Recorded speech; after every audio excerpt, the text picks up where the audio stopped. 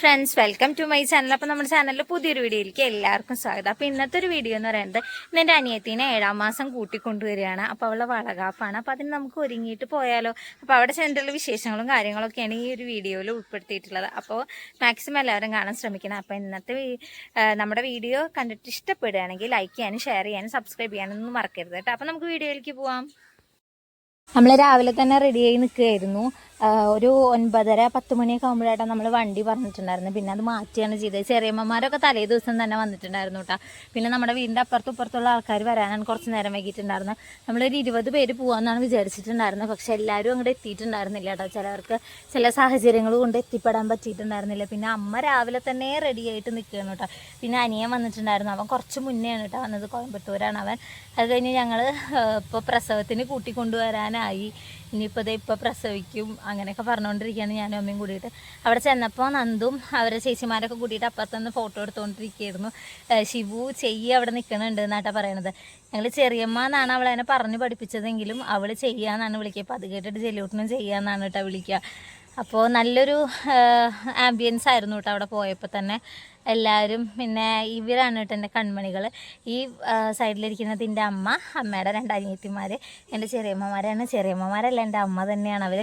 പിന്നെ ചടങ്ങുകളും കാര്യങ്ങളൊക്കെ തുടങ്ങിയിട്ടുണ്ടായിരുന്നു.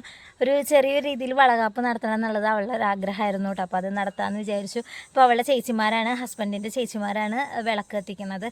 അപ്പോൾ വല്യമ്മയുടെ മക്കളാണ് കേട്ടോ. അപ്പോൾ അവർ വിളക്കൊക്കെ കത്തിച്ചിട്ട് തുടങ്ങി. ഇത് നന്ദുവിൻ്റെ അമ്മയാണ് കേട്ടോ. അമ്മയ്ക്ക് ഭയങ്കര സങ്കടമാണ് നന്ദുവിനെ പറഞ്ഞേക്കുക എന്ന് പറയുമ്പോൾ. അമ്മയും നന്ദും അമ്മയുടെ അച്ഛനും മാത്രമേ ഉള്ളൂ കേട്ടോ അവിടെ. നന്ദുവിൻ്റെ ഹസ്ബൻഡ് ഇവിടെ ഇല്ലേ, ഗൾഫിലാണ്.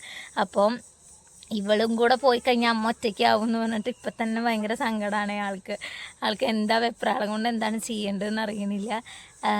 പിന്നെ നമ്മൾ കുറച്ച് ചന്ദനാണ് ഇതാക്കി വെച്ചിട്ടുണ്ടായിരുന്നു. മഞ്ഞളിന് പകരം മഞ്ഞൾ ഡ്രസ്സിലൊക്കെ ആവില്ല, അതുകൊണ്ടാണ് ചന്ദനം വെച്ചിട്ടുണ്ടായിരുന്നു. പിന്നെ കുറച്ച് പലഹാരങ്ങൾ വെച്ചിട്ടുണ്ടായിരുന്നു, അഷ്ടമംഗല്യം, പിന്നെ വിളക്ക് കത്തിച്ച് വെച്ചിട്ടുണ്ടായിരുന്നു. ഇതൊക്കെയാണ് നമ്മൾ ആ ടേബിളിൽ സെറ്റാക്കിയിട്ടുണ്ടായിരുന്നത്. പിന്നെ പലതരത്തിലുള്ള കുപ്പിവാളയാണ്.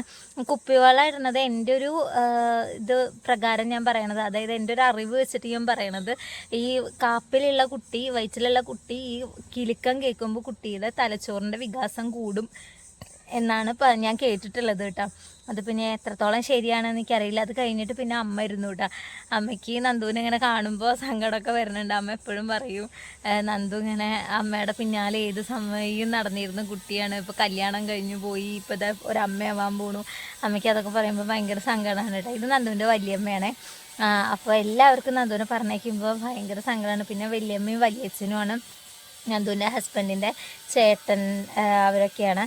പിന്നെ അമ്മമ്മയും ശിവും കൂടിയിട്ടിരുന്നു ഫോട്ടോ എടുക്കുന്നുണ്ട് കേട്ടോ. അതിൻ്റെ കൂടെ തന്നെ ശിവുവിന് ഇപ്പോൾ എന്താ ചെയ്യേണ്ടതെന്ന് അറിയണില്ല. ചെയ്യാനിപ്പോൾ നമ്മൾ വീട്ടിലേക്ക് ചെയ്യാനോ കൊണ്ടുപോകും എന്നുള്ള സന്തോഷത്തിലാണ് കേട്ടോ നിൽക്കുന്നത്. പിന്നെ നന്ദുവിൻ്റെ മുത്തശ്ശനാണ് കേട്ടോ, നന്ദുവിൻ്റെ ഹസ്ബൻഡിൻ്റെ മുത്തശ്ശനാണ്.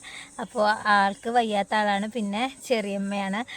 ചെറിയമ്മ എല്ലാവരും പിന്നെ ഓരോരുത്തരായിട്ട് മാറിയിട്ടിട്ട് കൊടുത്തു കേട്ടോ. ഞാനും ഏട്ടനും കുട്ടികളും കൂടിയിട്ടിരുന്നു. എല്ലാവരും ഫോട്ടോ എടുക്കുന്നുണ്ട്, അപ്പുറത്തെ ഫോട്ടോഗ്രാഫേഴ്സ്. അപ്പോൾ എല്ലാവരും അതിൽ നോക്കിയിട്ടിരിക്കുകയാണ് കേട്ടോ. അപ്പോൾ പിന്നെ അത്രയാണ്, ഇങ്ങനത്തെ വിശേഷങ്ങളൊക്കെയാണ് ഇപ്പോൾ ഈ ഒരു ഇതിലുണ്ടായിരുന്നത്. പിന്നെ വേറൊരു ചെറിയമ്മയാണ് കേട്ടോ, എൻ്റെ മുത്തശ്ശൻ്റെ അനിയൻ്റെ മോളാണ്. പിന്നെ ലീലേച്ചി ഇരുന്നു.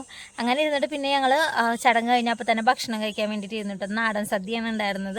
അപ്പോൾ ഇത്രയും കൂട്ട് കറികളൊക്കെ കൂടിയിട്ട് കഴിച്ചു കേട്ടോ. പിന്നെ ഞങ്ങൾ കഴിച്ചപ്പോൾ തന്നെ ഇറങ്ങിയിട്ടുണ്ടായിരുന്നു. ഞങ്ങൾക്ക് വലിയ ദൂരമില്ല ഇവിടുന്ന് നന്ദുവിൻ്റെ വീട്ടിലേക്ക്. നമ്മുടെ വീട്ടിൽ നിന്ന് ഒരു 15 മിനിറ്റിൻ്റെ വ്യത്യാസമേ ഉള്ളൂ കേട്ടോ. അപ്പോൾ അവിടേക്ക് അവളെ അങ്ങോട്ട് കൊണ്ടുവരുമ്പോൾ എല്ലാവരും നല്ല സങ്കടപ്പെട്ടിട്ടാണ് കേട്ടോ പറഞ്ഞേക്കുന്നത്. പിന്നെ ഇനി വരാലോ എന്ന് വിചാരിച്ചിട്ടാണ്.